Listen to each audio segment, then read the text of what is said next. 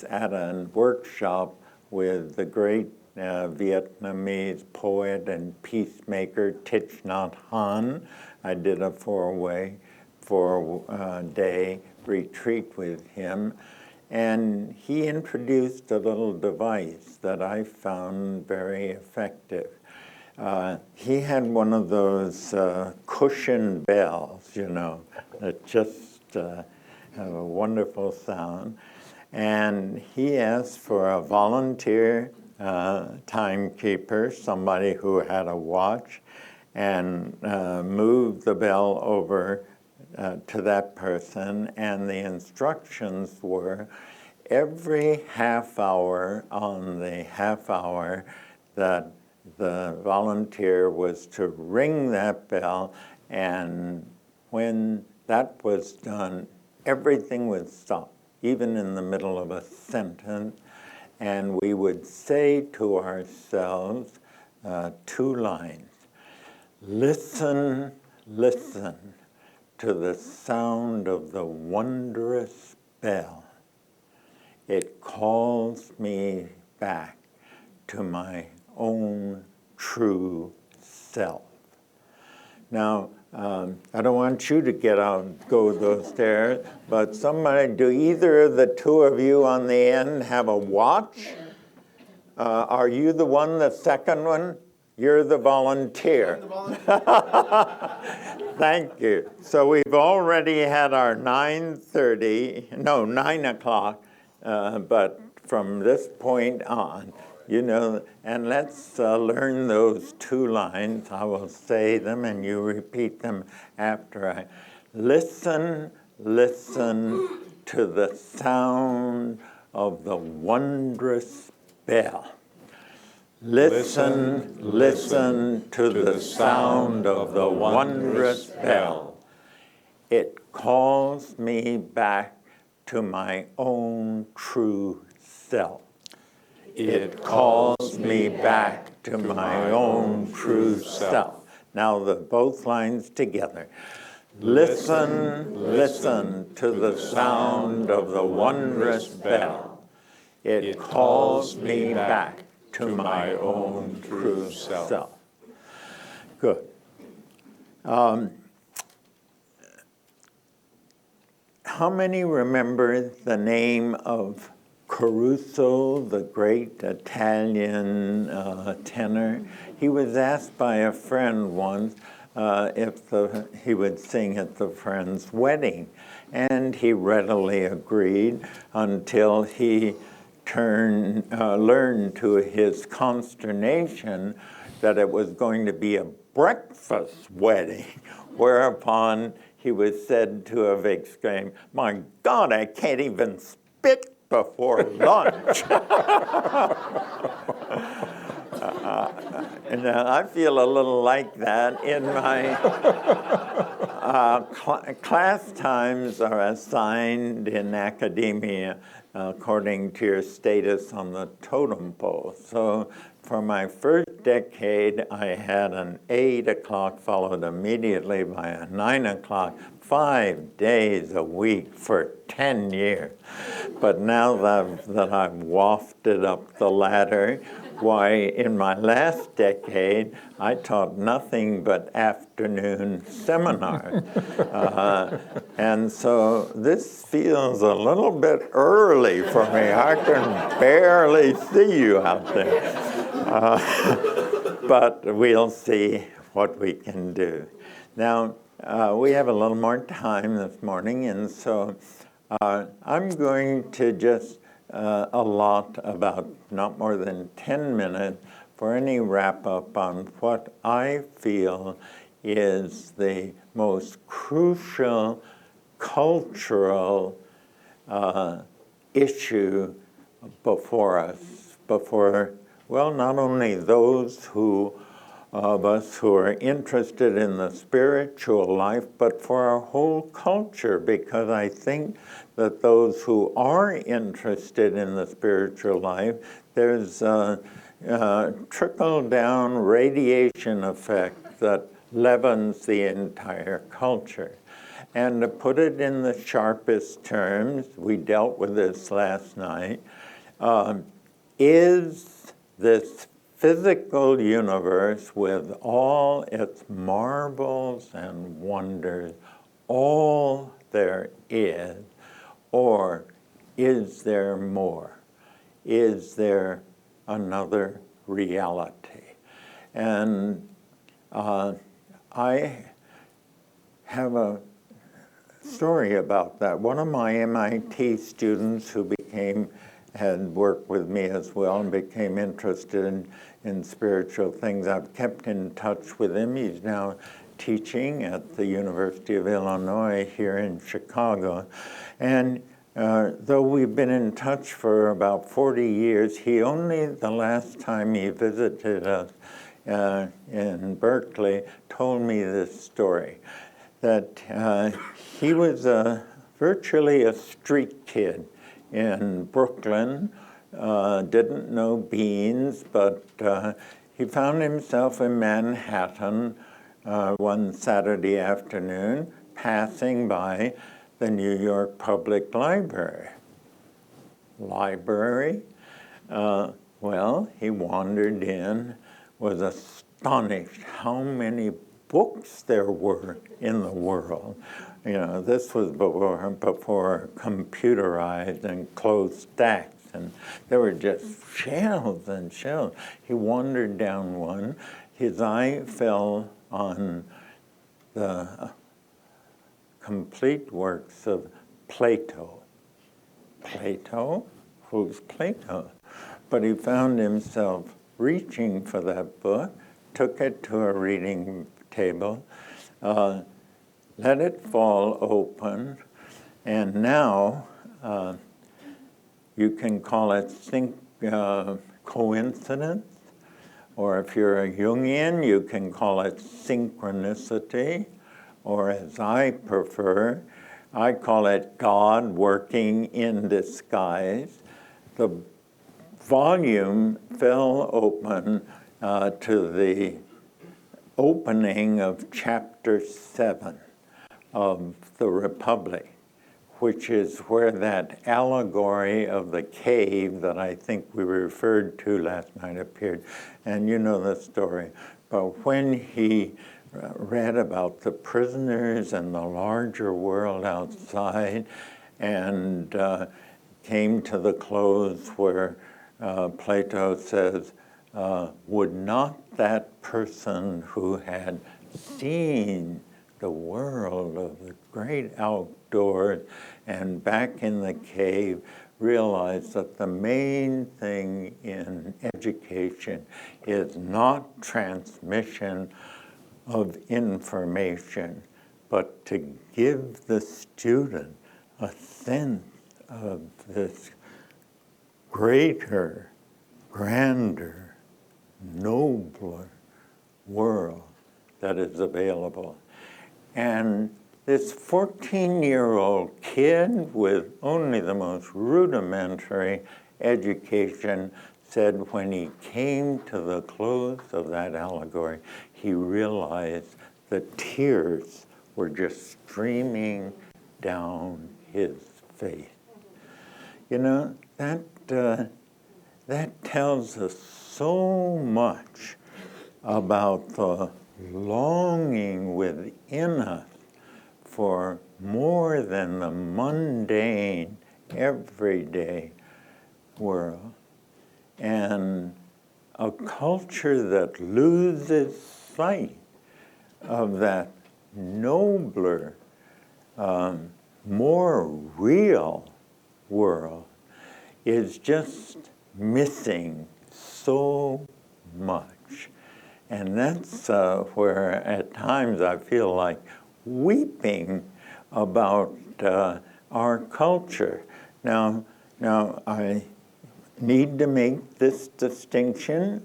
I don't think I made it last night, but as a teacher, I know repetition doesn't hurt. But it's the division between what the British call, and I love the way the British use their language, the English language. We have a language expert right here. But they refer, I've only picked this up in the last couple of months, to the chattering class. And that's their way to refer to the intellectual. After dinner, while the hoi polloi, they turn on the boob tube and watch television, but the chattering class sit around and talk about ideas. So you're a member, if you didn't know it before, of the chattering class, and that's where the problem is. I think even though those who are not so much involved in ideas, and that would include the fundamentalist churches and the like, there are real problems there. Nevertheless, they know that their religion is on to something important. Not so the chattering class of our society. If there were one journal which might be considered the house organ of the chattering class, of the intellectual, let's just say college graduates that rule our society, if there were one house journal for that group, it would be the New York Review of Books. That journal covers politics, literature, art, the arts, history, wonderfully. I read it regularly to just keep in touch. They have never reviewed a single religious book. I mean, here, religion, one of the two most powerful forces in history, the other being science, and I'm quoting Alfred North Whitehead, a great philosopher of our 20th century, who said, these are the two greatest forces in history, and he added, more than on any other single point, the future depends on how these two forces settle into relationship with each other. As we noted last night, the relationship today is not good. At the start of modern science, the church had the power, and it tried to strangle some of the new sciences, newly born sciences, in their cradles. Now the power is on the other foot, and science is not dealing with its power very well today. So that is just a kind of summary of what we dealt with last night. As several comments, well, why can't they share the territory? And of course they should. They should. But the problem is that the territory is not shared. Or to put it another way, it's not a level playing field. And so that's what I am working on. Thursday night, my talk was on frontiers, and that on the intellectual front is the frontier that I want to give the few remaining ounces of my strength to. Then there are social issues, and this weekend I wondered at one time whether to bring those in, because Israel and all those things are so crucial. And one thing, I didn't bring it this morning, but the continuing widening gap between the rich and the poor. The diagram, I think I did bring it last evening, but we didn't get into that. It has the shape of a champagne glass. And at the top, it just shows the percentage of the world's wealth and resources and so on that are consumed by the upper 5% of the world's population. And then, you know, those champagne glasses. Maybe this group doesn't know what a champagne glass looks like. But it goes down quite rapidly, and then it narrows into the neck. And in this diagram, that neck gets smaller and smaller and smaller until it approaches a mathematical point. Now, there is no hope for peace when there's that much injustice in terms of access to the goods of life. And so that is tremendous. We're living on the rim of a volcano. And, but I thought, should we bring that in for a session? Then I thought, no, because that's with us all the time, and the columnists and the newspaper. We need a kind of retreat from that issue, and it's so complex anyway that once you lift the lid on that, why, time would be consumed on that issue. But I did think it would be wrong if we didn't acknowledge its existence, and as we go forth into the world, we will, each of us, be dealing with that in our own way. But to come back to the intellectual issue, the dominant one in my mind is the one that I've defined. Now, I just wanted to place that kind of capstone, but I think it would be appropriate if to take maybe 5 minutes, 2 or 3 questions or something.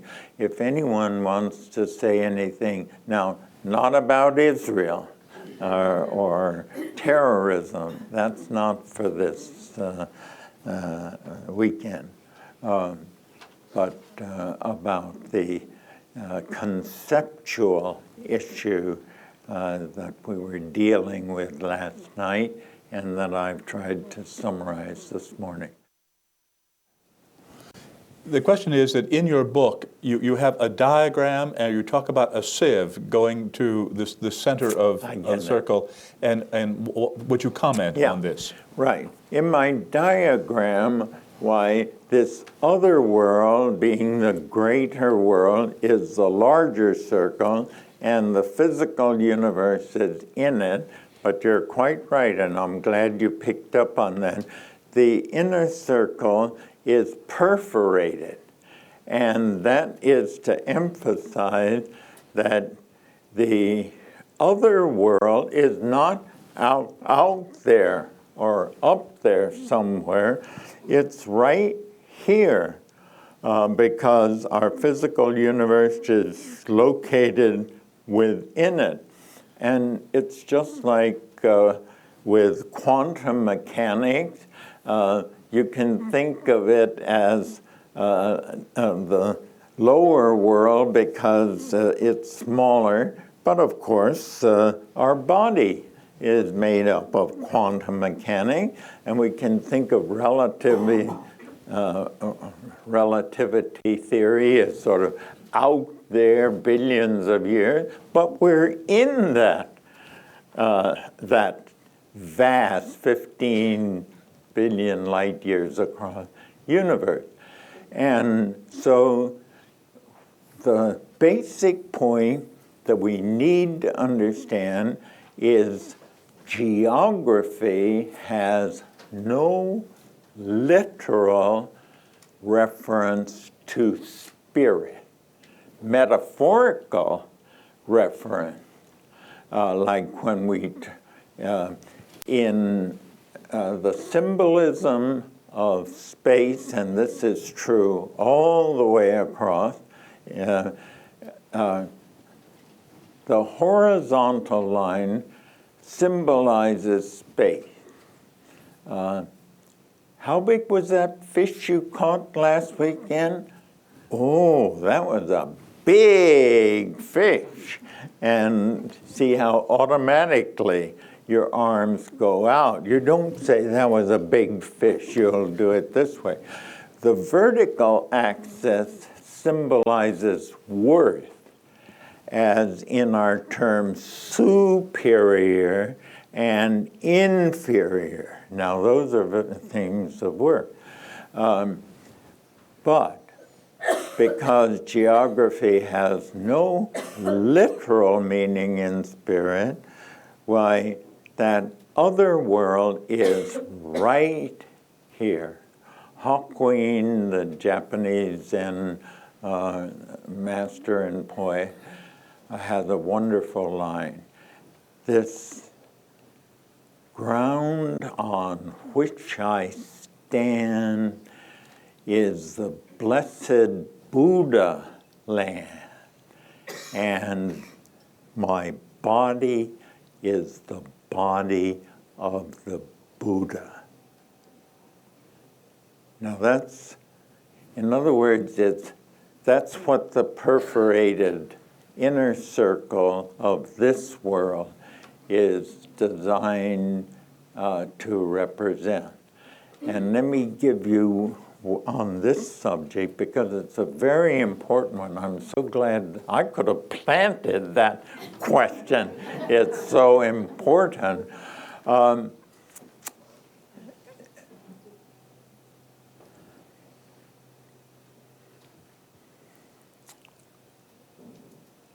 God is infinitely close to us, and we are infinitely far from him, her, it. Those opposites. Infinitely close. The Muslim says closer than your jugular vein. And the spirit of the divine is within us. I don't have to tell those who are interested in theosophy about that. And the Atman in the Sanskrit, the deepest element in us, is Atman. That's where infinitely close the divine is to us, within us, within us. We are infinitely far. That has to do with our attitudes.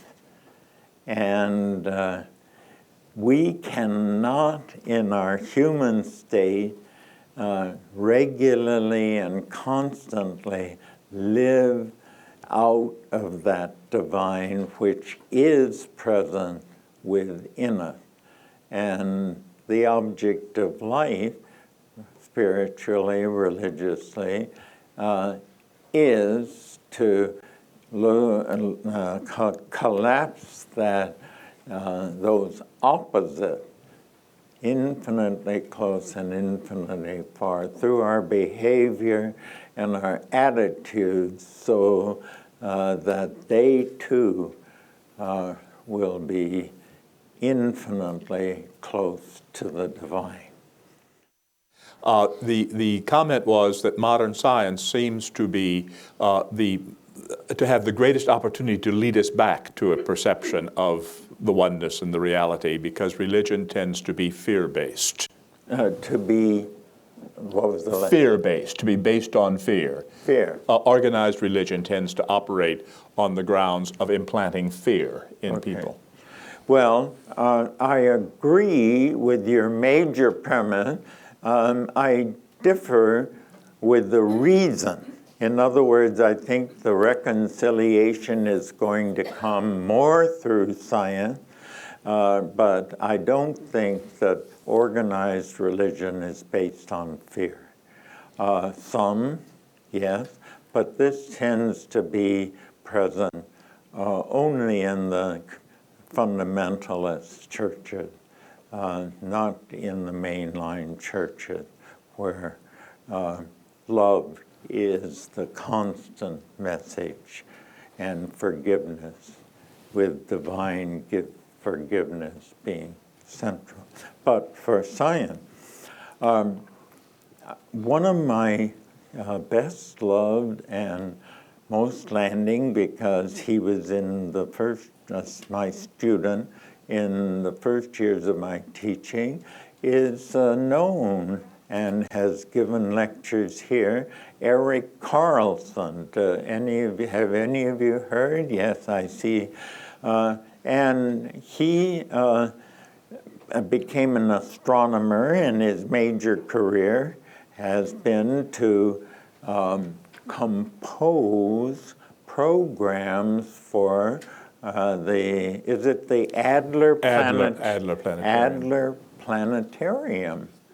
And I had never seen any of the programs that he put in place, but he also has a slideshow on using his vast knowledge of astronomy and the origin and birth and growth of the universe, both in extent and in depth. And one of the great benefits of this very happy ending was that he came out yesterday, and we had an hour and a half in the guest room up there, and he showed me his program. It was absolutely thrilling. And of course, he is a profound theist. I think his affiliation may be with the Vedanta Society of Chicago. I know that he's very close to that society.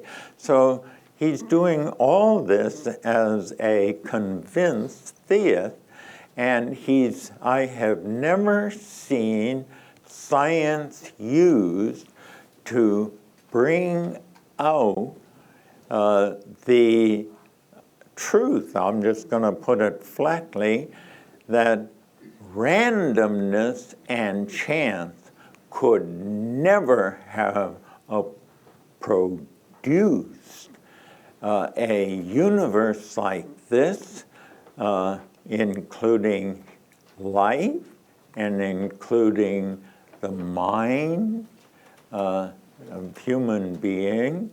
And you know, I've heard so many lectures arguing that point, but you see these slides and then you hear his economical choice words. One that I picked up, a phrase, even though I've worked in this area ever since MIT, preferred pathways. Now, when all these, there is more complexity in our body than there is in this entire universe. Now, how did that complexity arise? Well, if you take even a cell, we think of it as a kind of unit, but it has over 200 components in it.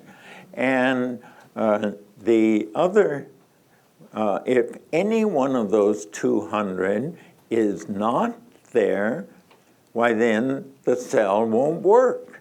It won't be a living cell. Now, how could 200 components that fit together as intricately as a jigsaw puzzle have all of them come together at the same time when one by one there is no life at all? And his phrase that I'm not going to forget, and then when I talk about this again, I'm going to use it, is there are preferred pathways. And I won't go into that, but pathways that work. And the question is, how did they come into being? And chance just doesn't make it in terms of that, because it has to be at the particular time when other things are present for the thing to lock together.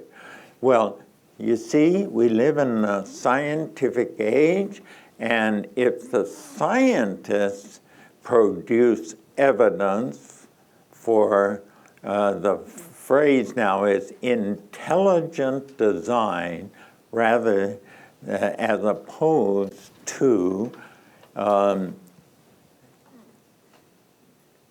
survival of the fittest, playing on chance variation where no intelligence is behind it. If scientific finding can show that that doesn't work, and there is an intelligence suffusing the whole thing. Living in a scientific age, the scientists are our high priest. And if they discover that intelligent design is evident from the empirical evidence, and the accident and randomness could not have done this, we will believe them. And the partnership between these two greatest forces will have been effected. The question refers to your metaphor of the champagne glass. Yes. As a symbol of social inequality. The question is this something we should try to remedy, or is it perhaps in the nature of reality so that we should let it run its course? Oh, not the latter. If we let it run its course, terrorism will increase. And it may and could end the human race. This is a challenge that is placed before us. And if we slack off and don't, in our respective ways, try to reverse this situation, we will be born, not even in the reborn, using the reincarnate, we will be reborn as hell beings. So we better watch out how we behave.